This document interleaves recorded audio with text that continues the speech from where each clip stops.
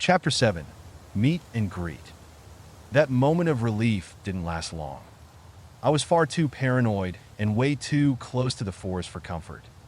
The adrenaline that had masked my pain began to fade, and my leg throbbed worse with every step. I had to keep moving and find help before things got critical. Thankfully, taking primal vitality had been the right call. I honestly thought I'd need to stop and rest more often, but I still felt capable of pushing forward. Taking a deep breath, I steadied myself and continued along the dirt road leading out of the forest. I trudged on for what felt like ages, the terrain taking its toll.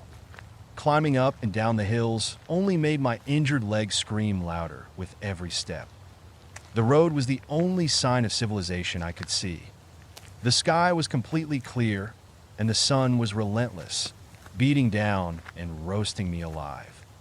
At first, I didn't mind. It was a nice change from the forest darkness. But as my clothes dried out from the mud, my tracksuit started feeling unbearably hot.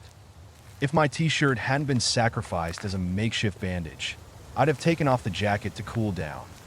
All I could do now was endure the heat and hope the road would lead me somewhere. Just as doubt crept in about whether this path went anywhere at all, I spotted something up ahead, dark shapes moving in the distance to my right. My heart raced. Was it a pack of wild animals? Monsters? Were they about to intercept me? But as I got closer, I realized I was approaching a crossroad. What I'd seen was some kind of caravan, a line of horse-drawn wagons flanked by mounted riders. Excitement and nerves battled within me. On the one hand, my leg hurt like hell, and the idea of someone helping me sounded like a dream. On the other hand, I wasn't sure how people in this world might react to a stranger like me. No cars, only horses and wagons. It screamed pre-modern, which made me worry. Would they be suspicious? Nobles too proud to help a peasant? Or worse, xenophobic? Then there was the issue of language. The system messages had mentioned a multiversal translator. Did that mean I'd be able to talk to them? Or was it for something else entirely? There was only one way to find out. I reached the crossroad before the caravan, even though they moved faster. They had been farther off when I first spotted them, giving me time to wait at the intersection.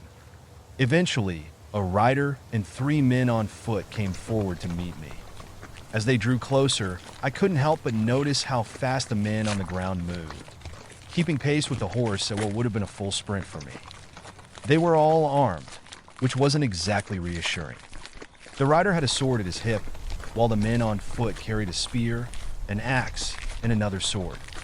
Thankfully, only the spearman had his weapon out. It didn't seem like there was an easy way to store it. I raised a hand in greeting, forcing what I hoped was a friendly smile. "Hello," I said, my voice cracking slightly. As they approached, I studied their clothing. They matched the vibe I'd expected from stories about immortal cultivators, vaguely Asian, with hairstyles that reminded me of old kung fu movies I'd loved as a kid. The men on foot wore rough-spun tunics and baggy pants, tied at the ankles, with cloth sashes around their waists and leather armor over their tops. The rider was a different story. His pristine, flowing robes practically screamed cultivator. He sat straight-backed in the saddle, his expression stern but neutral as he slowed his horse to look me over. "What are you doing here?" He asked. That it wasn't English or any language I recognized, but I understood him perfectly. So the multiversal translator worked for languages after all. "Well, I'm in a bit of trouble," I said, hoping my words translated back. I gestured to my muddy, blood-stained pants with an awkward smile. "I had a run-in with a cat in the forest and got pretty lost. I saw your group and was hoping someone might be able to help." The rider frowned, his gaze sweeping over me. "And how do you intend to pay for such aid?" My heart sank. Well, I don't have much. I was hoping someone might help out of kindness. If not, maybe just point me toward a town or city where I can find someone who could." "I see," he replied flatly. His expression gave nothing away, and I couldn't tell what he was thinking. I shifted uncomfortably. waiting for him to say more. Come on, Captain, let's give the kid a break. One of the men on foot piped up, surprising me. He looked about my age, maybe younger, and carried a sword. He sounded exasperated. It's just some lost kid. Let's take him back to the caravan, patch him up, and see what we can do. It's not like it'll cost us anything. I bristled slightly at being called a kid, but swallowed my pride. If they thought of me as young and helpless, maybe they'd be more willing to help.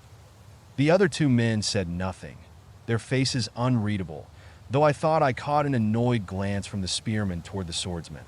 The rider sighed. Wang Jian, I know you're new to this and a bit soft-hearted, but remember the chain of command. People feigning weakness to ambush others, or spirit beasts mimicking humans, are real dangers.